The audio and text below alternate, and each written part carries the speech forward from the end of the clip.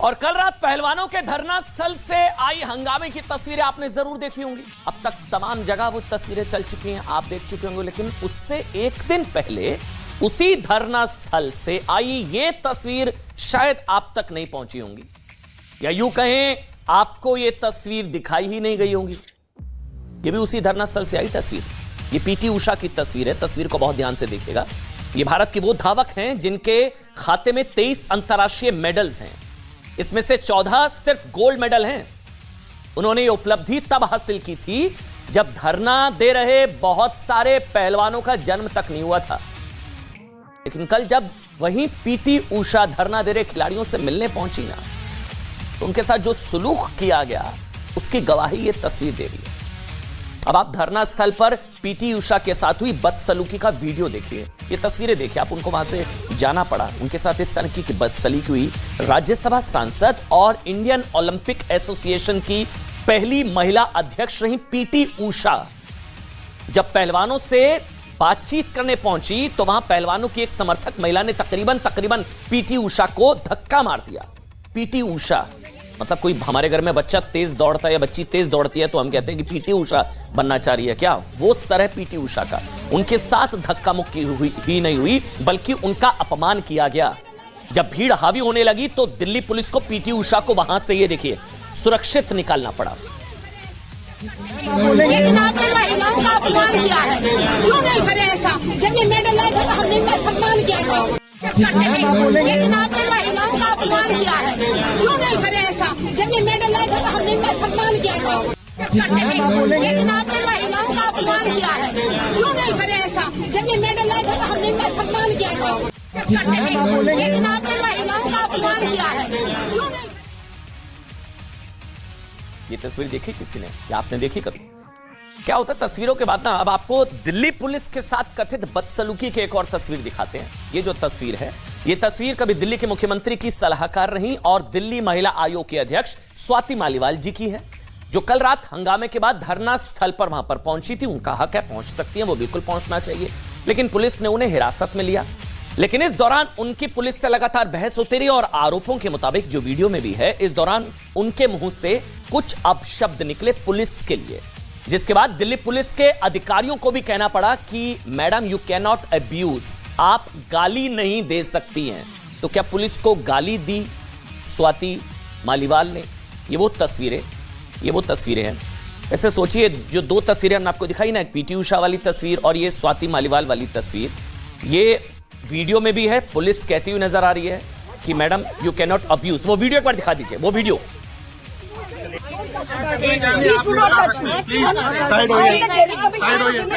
Please no, you can not be madam, ma'am please कम।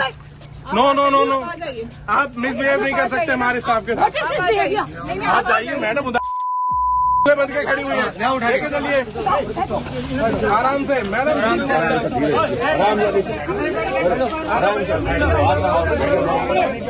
बात करो।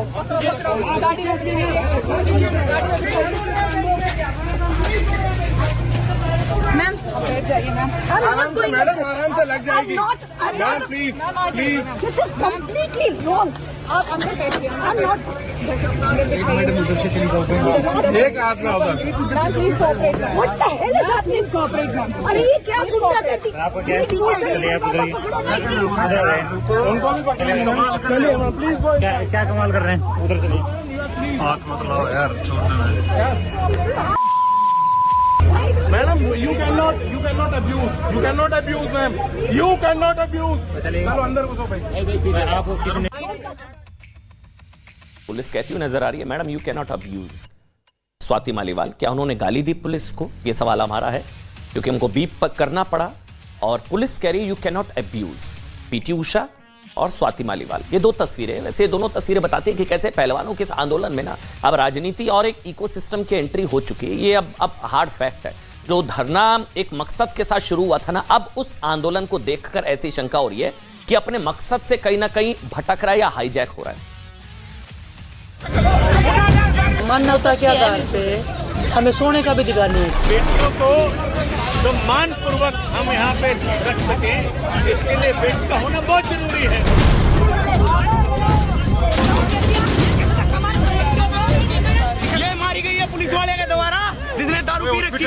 सभी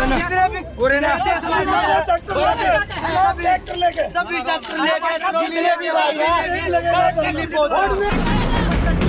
क्वेश्चन फोगट नाम है उनका सर फोड़ा गया इन्होंने तो ये पी रखे नहीं है तो वैसे मारने के लिए तैयार है। इतनी इज्जत गिराओगे क्या? अच्छा तो हम ठीक है नॉर्मल लाइफ जी लेंगे, उन मेडल को हम भारत सरकार से वापस ही लौटा देंगे। पहलवानों के मामले में, महिलाओं के मामले में बहुत संजीदगी के साथ जो है अपना रवैया रखती है। We are very sensitive to this cause. क्या कर दिया? क्या मारी है? लाठी के सर में। लाठी के सर में। आंदोलन वाजिब हो सकता है, न्याय की मांग बिल्कुल सही हो सकती है और न्याय की मांग सही है क्योंकि एफआईआर हो चुकी है। लेकिन प्रॉब्लम यह है कि अब ये आंदोलन थोड़ा हाईजैक होता नजर आ रहा है। जो तस्वीरें पीटी उषा के साथ, वहां पर कौन लोग थे जिन्होंने बदतमीजी की, या इसके अलावा स्वाति मालीवाल या सोमनाथ भारती जैसे लोगों का वहां पर पहुंचना, दिल्ली पुलिस के साथ बदसलूकी, 5 पुलिस वालों का जख्मी हो जाना। इसलिए अब सवाल ये कि अगर आप ना दिल्ली और उसके आसपास के शहरों में रहते हैं ना, तो आपको एक बार फिर से शायद वो परेशानियां उठाने के लिए तैयार हो जाना चाहिए। ब्लॉकेड बंद, इसके अलावा सड़कों को ब्लॉक कर देना, ट्रैफिक में घंटों इंतजार करने के लिए शायद कमर कस लेनी चाहिए। 2019 में शाहीन बाग में हुए आंदोलन के दौरान 101 दिनों तक, याद है ना, 101 दिन तक दिल्ली और एनसीआर के लोगों को इस परेशानी से जूझना पड़ा था।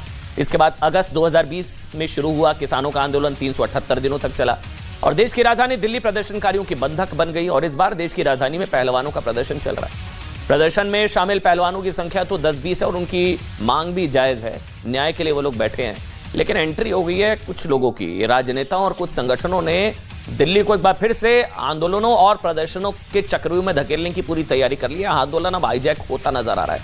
हम स्पष्ट कर दें कि भैया अगर दिल्ली फिर से बंधक बनती है ना, तो इसके जिम्मेदार पहलवान नहीं है, बिल्कुल नहीं है। उनका आंदोलन वाजिब है, बल्कि वो लोग होंगे जो इस आंदोलन को हाईजैक करने की कोशिश में अपना, इनके एजेंडे को अपना प्रोपेगेंडा बना रहे हैं। ठीक उसी तरह जैसे भोले वाले किसानों को गुमराह करके आंदोलन को हाईजैक करके दिल्ली को बंधक बना लिया गया था, भोले वाले किसान। इसलिए पहलवानों को, ऐसे लोगों को पहचान कर इन्हें खुद जल्द से जल्द बाहर का रास्ता दिखाना चाहिए। वैसे आंदोलन की हाईजैकिंग का एहसास शायद खुद पहलवानों को भी हो रहा है। तभी बता दे, बजरंग पुनिया ने भी कहा है कि हमारी इस लड़ाई को राजनीतिक मोड़ ना दे। बजरंग पुनिया पहलवानों को कहना पड़ रहा है कि भैया राजनीति दूर करिए, मत करिए। हम ये बात इसलिए कह रहे हैं क्योंकि कल आधी रात को पहलवानों और दिल्ली पुलिस के बीच जो कुछ हुआ ना, उसके बाद ऐसा लगने लगा है कि पहलवानों का यह आंदोलन अपनी दिशा से भटक रहा है। कल रात को पहलवानों और दिल्ली पुलिस के बीच जो झड़प हुई, उसकी जड़ में भी राजनीति है। और अब यह मामला जिस दिशा में जाता दिख रहा है ना, उसकी जड़ में भी राजनीति ही नजर आ रही है।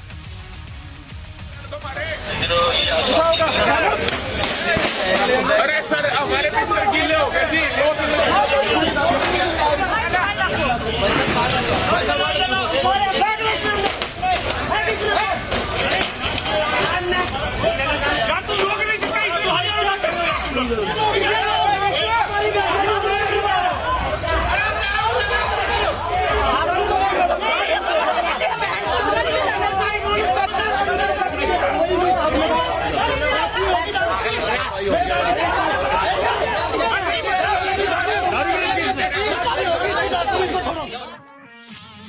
मतलब खिलाड़ियों का हित वर्सेस आंदोलन वाली टूल किट। समझ रहे हैं, खिलाड़ियों का हित कोई परवाह नहीं है, आंदोलन वाली टूल किट है। और ये हमारे जो देश की आन बान और शान जो खिलाड़ी है ना, उनकी सिस्कियों पर ना कुछ लोग सियासी सिक्सर लगाने की कोशिश कर रहे हैं। पहलवानों का समर्थन कर रहे कुछ किसान संगठनों ने भी इशारा दे दिया है कि एक बार दिल्ली की सड़कों पर लाखों ट्रैक्टर्स घूमते हुए नजर आएंगे। राजनीतिक दलों ने इशारा दे दिया है कि एक बार फिर अपने फायदे के लिए वो इस आंदोलन को हाईजैक कर लेंगे, दिल्ली को बंधक बना देंगे। तो टूल किट गैंग ने इस बात के लिए कमर कस लिया कि इस आंदोलन के नाम पर देश की छवि को अंतर्राष्ट्रीय स्तर पर एक बार फिर से खराब किया जाएगा। मतलब इस बार भी टेम्पलेट पूरी तरह से वही नजर आ रहा है। मतलब किसी का एजेंडा किसी के लिए प्रोपेगेंडा बनता हुआ नजर आ रहा है। जरूरत है सारे देश की, आज आप लोग सभी दिल्ली आ जाइए।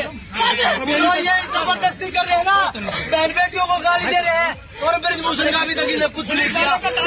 ये इनका हाल है पुलिस प्रशासन का। ये पुलिस प्रशासन का हाल है। आपसे भी जितने भी सभी ट्रैक्टर दिल्ली पहुंचो। सुबह नहीं होनी चाहिए, सुबह तैयार सारे सुबह सारे यहीं पाने बेटियों को गालियां दे रहे हैं, इनको बदतमीजी कर रहे हैं, इनके साथ चलेगा, उनको साथ कर नहीं रहे। अब इंसाफ की लड़ाई ट्रैक्टर कहां से लाई? बजरंग पुनिया ने कहा कि सब ट्रैक्टर लेकर पहुंचे। अब ट्रैक्टर जब भी आता ना जहन में वो तस्वीरें याद आ जाती हैं। बजरंग पुनिया को बिल्कुल ऐसा कहने का पूरा हक है भाई, लेकिन पिछले बार जब किसान आंदोलन के दौरान ट्रैक्टर दिल्ली की सड़कों पर उतरे थे ना, तो दिल्ली का क्या हाल हुआ था ना, ये सबने देखा था।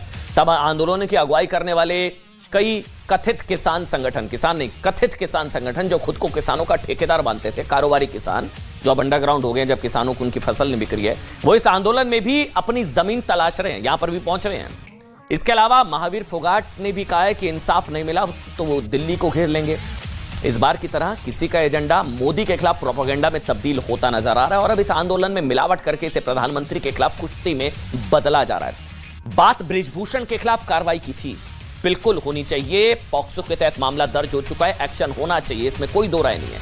लेकिन अब निशाने पर प्रधानमंत्री नरेंद्र मोदी हैं। बात देश की बेटियों को न्याय दिलाने की थी, होनी चाहिए बिल्कुल, लेकिन अब निशाने पर प्रधानमंत्री नरेंद्र मोदी है। बात दोषी को सजा दिलाने की थी, होनी चाहिए, लेकिन अब निशाने पर फिर सिर्फ और सिर्फ प्रधानमंत्री नरेंद्र मोदी है।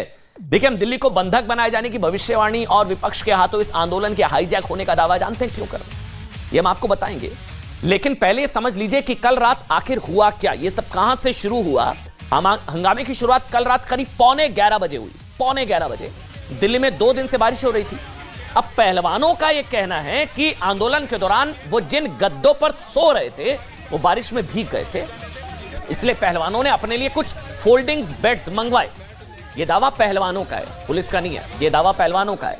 यहां तक तो सब ठीक था भाई, बिल्कुल ठीक था। ये जो आप फोल्डिंग बेड्स भी देख रहे हैं, इसमें एंट्री हो गई आम आदमी पार्टी के बड़े नेता सोमनाथ भारती की, जिस पर अभी मीनाक्षी लेखी ने क्या कहा आपने सुना ना। वो खुद जो है अभी डोमेस्टिक वायलेंस के उन पर आरोप थे, वो मीनाक्षी लेखी ने जिस बात का जिक्र किया, सोमनाथ भारती की एंट्री होगी। दावा है कि सोमनाथ भारती बिना इजाजत फोल्डिंग बेड लेकर धरना स्थल पर पहुंच गए थे। पुलिस ने रोकने की कोशिश की तो पहलवानों और दिल्ली पुलिस के बीच बहस और धक्का मुक्की हो गई, जिसमें 5 पुलिस वाले जख्मी हो गए। 5 पुलिस वाले।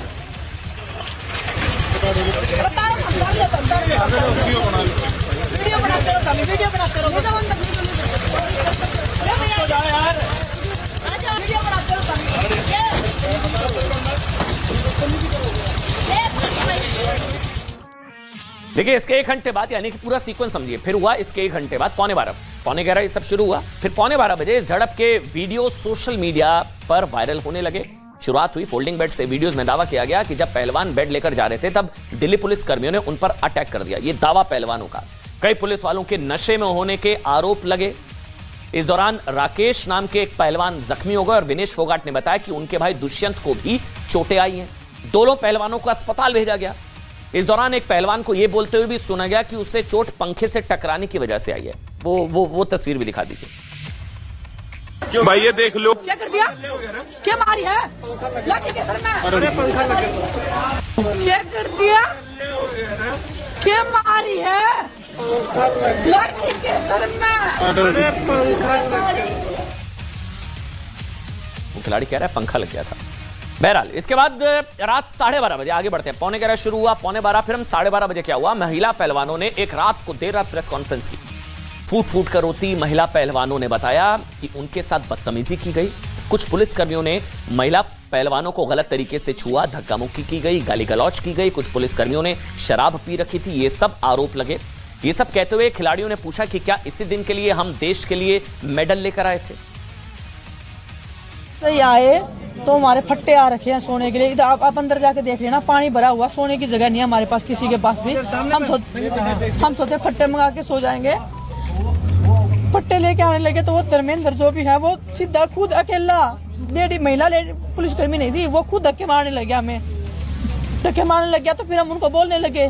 तभी फिर वो अंदर की साइड घूम के आया। अंदर की साइड में सामने खड़ी थी, मेरे को बैंड की गाली दी उसने।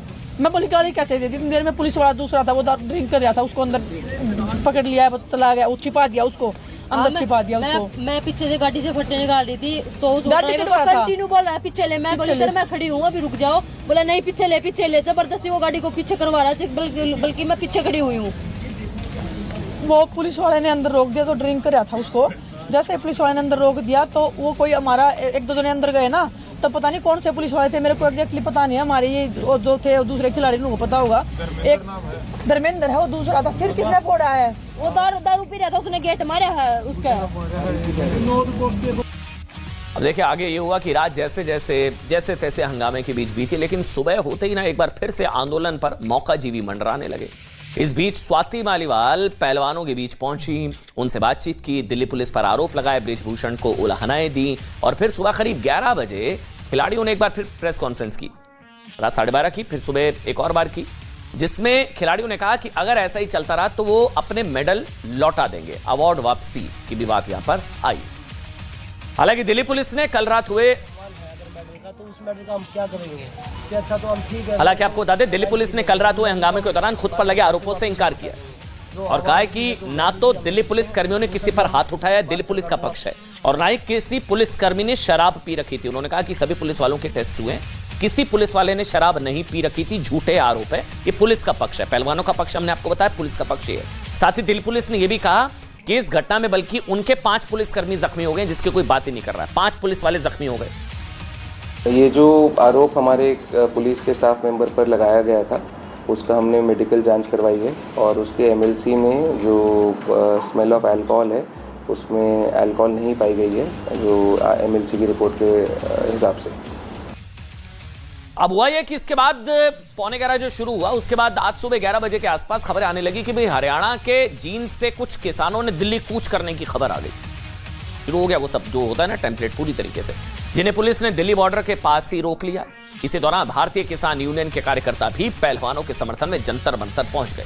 दिल्ली पुलिस को सूचना मिली कि बड़े पैमाने पर किसान और कुछ अन्य संगठन दिल्ली कूच करने की कोशिश कर रहे हैं। हमने शुरुआत में कहा ना वो शाहीन बाग जैसा माहौल या किसान आंदोलन जैसा माहौल, जहां बोले वाले किसान और पहलवानों की जो वाजिब मांग है उसकी आड़ में उनके एजेंडे को अपना प्रोपेगेंडा बनाने वाले कई लोग थे, टूल किट एक्टिव।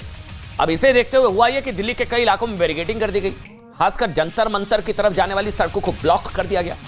लेकिन दोपहर होते होते आंदोलन कर रहे पहलवानों को सुप्रीम कोर्ट से एक बड़ा झटका लगा। पूरी कहानी समझिए। सुप्रीम कोर्ट ने पहलवानों की तरफ से डाली गई याचिका पर सुनवाई बंद कर दी और कहा कि याचिका का मकसद पूरा हो चुका है। एफआईआर बृजभूषण पर दर्ज हो चुकी है, आरोप लगाने वाली महिला पहलवानों को सुरक्षा दी जा चुकी है। इस मामले पर पहलवान आगे जो भी कुछ चाहते हैं उसके लिए अब सुप्रीम कोर्ट नहीं, वहां तो केस बंद। इसके लिए मजिस्ट्रेट कोर्ट या फिर दिल्ली हाई कोर्ट का रुख आपको करना होगा। वैसा आप सोचिए, पहलवान इसी मांग के साथ धरने पर बैठे थे कि बृजभूषण सिंह के खिलाफ एफआईआर दर्ज की जाए, वो हो चुकी है, पीड़ितों को सुरक्षा भी मिल चुकी है। फिर अब इस आंदोलन को खींचने से क्या हासिल होगा, बताते हैं हम आपको क्या हासिल होगा। बृजभूषण सिंह पर जो आरोप है बहुत सीरियस है और हमें लगता है देर सवेर उनकी गिरफ्तारी हो ही जाएगी और पॉक्सो के तहत सख्त कार्रवाई होनी चाहिए। हम इसके पक्षधर हैं और पहलवानों की सुनी जानी चाहिए, ये देश के मान है। लेकिन इस आंदोलन के लंबा खींचने से हो ये रहा है, एफआईआर हो गई है, सुरक्षा मिल गई है, मांग पूरी हो गई है। अब इस आंदोलन के लंबा खींचने से हो ये रहा है, क्या हो रहा है? अब इसका फायदा विपक्षी राजनीतिक दल और प्रधानमंत्री नरेंद्र मोदी का विरोध करने वाले संगठन, कई एनजीओ, कई टूलकिट जीवी और कई गैंग अब आ गए हैं इसमें। आंदोलन में राजनीति की मिलावट से किसी और का नहीं, हम ये कह दें खिलाड़ियों का ही सबसे बड़ा नुकसान हो रहा है। ये जब ऐसे चंद्रशेखर रावण या ऐसे लोग जब पहुंचते हैं तो खिलाड़ी इनसे भला होगा। अब आप खिलाड़ी जितने भी अगर हमारा भी शो देख रहे हैं, खिलाड़ियों का ही नुकसान हो रहा है इससे, समझिए। उनका आंदोलन ही दिशा भटक, ये अपना एजेंडा चलाएंगे यहां पर, खिलाड़ियों की इनकी चिंता नहीं होगी। आप सभी जानते हैं ये खिलाड़ी देश का मान है, देश का सम्मान है। खासकर महिला खिलाड़ियों की आंखों में आंसू, बहुत दुख भरी तस्वीरें हैं। हम चाहते हैं कि इस मामले में दोषियों के खिलाफ सख्त से सख्त कार्रवाई हो और अगर महिला खिलाड़ियों के आरोप सही है तो उन्हें न्याय मिले और देश को उनकी आंखों में दोबारा आंसू देखने को ना मिले। लेकिन खिलाड़ियों की चिंता नहीं हो इन लोगों को जो राजनीतिक रोटियां सेकने आए हैं, एजेंडा, उनका एजेंडा अपना प्रोपेगेंडा बनाने आए हैं। योगी जी के वो आंसू वाली एक्टिंग कर रहे थे। ये आंदोलन जैसे जैसे लंबा खींचेगा ना, वही सब होने लगेगा जो शाहीन बाग और किसान आंदोलनों के दौरान हुआ। इस आंदोलन को टूलकिट गैंग और राजनेताओं का गठजोड़ हाईजैक कर लेगा। पहलवान पीछे हो जाएंगे, मोदी को हराने का सपना देखने वाले मंच के इंच इंच पर कब्जा कर लेंगे। फिर आगे फिर वही सब होने लगेगा। अभी तो ये लोग खिलाड़ियों के मामले में रेफरी बनने की कोशिश कर रहे हैं ना, लेकिन जल्दी ऐसा समय आएगा कि इस रिंग में आपको खिलाड़ी तो दिखाई नहीं देंगे, ना उनका एजेंडा, और सिर्फ राजनीति के खिलाड़ी अपने दांव लगाते हुए नजर आएंगे। हम ये क्यों कह रहे हैं, हम आपको बताएंगे। लेकिन आज खिलाड़ियों की आंखों में आंसुओं की तस्वीरों के बाद आई दूसरी सबसे दुखदाई तस्वीर। धरना स्थल पर पीटी उषा के साथ जो हुआ ना, वो जो बदसलूकी, ये वाली तस्वीर भी एक बार फिर से देखिए। इसकी बात भी बहुत जरूरी है। हमने आपको शुरुआत में बताया था, जो महिला आपको पीटी उषा को ये देखिए, जो पीले सूट में महिला है ना, जो रोकती हुई है और उनके साथ बदसलूकी करती हुई दिख रही है ना। अब इनके बारे में हमने थोड़ी डिटेल निकाली। हमको लगा कोई पहलवान या पहलवानों के परिवार से कुछ होंगी ये। हमको पता लगा इनका नाम है सुदेश गोयत। ध्यान से सुनिएगा जो बताने जा रहा हूं। सुदेश गोयत ना तो खुद खिलाड़ी हैं और हमारी जानकारी में ना ही वो खिलाड़ियों के कोई रिश्तेदार हैं। आज जब हमने इस महिला के बारे में जानकारी जुटाने की कोशिश की तो उनके फेसबुक पेज को खंगाला तो हमें यह पता लगा कि सुदेश गोयत सरकार के विरोध में होने वाले लगभग हर आंदोलन में नजर आ जाती है। चाहे आंदोलन 1 रैंक 1 पेंशन का हो, किसानों का हो, पहलवानों का हो, कुछ हो, ये वहां आपको नजर आएंगी। देखिए रॉबर्ट वाड्रा जी के साथ भी तस्वीर है। सुदेश गोयत ना सिर्फ सरकार विरोधी हर आंदोलन में आपको दिख रही है, समझ रहे हैं ना कैसे हाईजैक हो रहा है आंदोलन, बल्कि वो अपनी इन तस्वीरों और मीडिया को दिए गए बयानों का भी खूब प्रचार करती हैं। वो अपना ही प्रचार कर रही हैं। खिलाड़ियों की चिंता नहीं है भाई, इनको समझिए। वो भी बाकायदा हैशटैग सुदेश गोयत लिखकर वो अपना प्रचार कर रही हैं, ताकि उनकी तस्वीरें वीडियोस पर ज्यादा से ज्यादा लोगों तक पहुंचे। लाइक रीट्वीट के चक्कर में ये सब होता है। इनको खिलाड़ियों की चिंता नहीं है। सुदेश गोयत का प्रोफाइल चेक करने पर हमें पता चला कि उन्हें आप प्रॉपर वाली आंदोलन जीवी कह सकते हैं। पीएम ने बोला ना आंदोलन जीवी, जिनका फुल टाइम काम आंदोलनों में आंदोलनों में रहना और उसके जरिए अपना प्रचार प्रसार करना होता है। शायद ऐसे ही लोगों के लिए आंदोलन जीवी जैसे शब्द का इस्तेमाल हुआ है। देखिए पहलवानों के हित के नाम पर आंदोलन की टूल किट पर कैसे काम चल रहा है, इसका अंदाजा आप इस बात से भी लगा सकते हैं कि अब बड़े बड़े अंतरराष्ट्रीय अखबार इसकी कवरेज कर रहे हैं। आपको ना रिपीट टेलीकास्ट लगेगा ये सब जो हो रहा है, इसे प्रमुखता से छाप रहे हैं, यहां तक तो ठीक है। लेकिन इस कवरेज की भाषा एक बार फिर से वैसी ही है जैसी शाहीनबाग और किसान आंदोलन के समय थी। यानी कि सारी समस्याओं की जड़ सिर्फ और सिर्फ भारत सरकार है। मौका मिल गया ना भारत को गाली देने का, तो चाहते थे अंतरराष्ट्रीय कवरेज, भारत के अंदरूनी मुद्दों की इंटरनेशनल कवरेज, और वो भी सिर्फ सरकार की आलोचना करते हुए। किसी भी आंदोलन की टूलकिट का पहला पड़ाव होता है, पहला पड़ाव अंतरराष्ट्रीय मीडिया में सरकार की आलोचना। इस मामले में इस आंदोलन को एक टिक मिल गया है, मतलब टूलकिट का एक टिक, ओके। दूसरा पड़ाव होता है आंदोलन में अलग अलग राजनीतिक दलों का कूद जाना, सरकार विरोधी संगठनों का मैदान में उतर जाना। इस रिक्वायरमेंट को भी इस आंदोलन ने टिक कर लिया है। तीसरी रिक्वायरमेंट क्या होती है टूलकिट वाली, आंदोलन में आंदोलन जीवियों की एंट्री। वो दिखाया ना आंदोलन जीवी जी, एक महिला नजर आई थी हर आंदोलन में, किसान के भी हर जगह। ये जरूरत भी अब टिक हो गई है। अब बस आखिरी पड़ाव रह गया कि ग्रेटा थनबर्ग और रियाना जैसी विदेशी हस्तियों का इस पर फूलना, और जल्द ही ये टूलकिट गैंग ये रिक्वायरमेंट भी संभवतः पूरी कर लेगा। देखिए हम इसलिए बार बार कह रहे हैं कि हमें पहलवानों की चिंता है, उनकी मांगे बिल्कुल जायज़ हैं, उनके साथ न्याय होना चाहिए। हम पहलवानों के साथ हैं, पहलवानों को लेकिन सावधान हो जाना चाहिए, क्योंकि अगर ये आंदोलन भटका तो इससे नुकसान सिर्फ खिलाड़ियों का ही होगा। जंतर मंतर पर नेताओं का जमावड़ा लगा है, सियासत जमकर हो रही है। आपको तय करना है कि आप किस तरफ है। छोटा सा ब्रेक ले रहे हैं।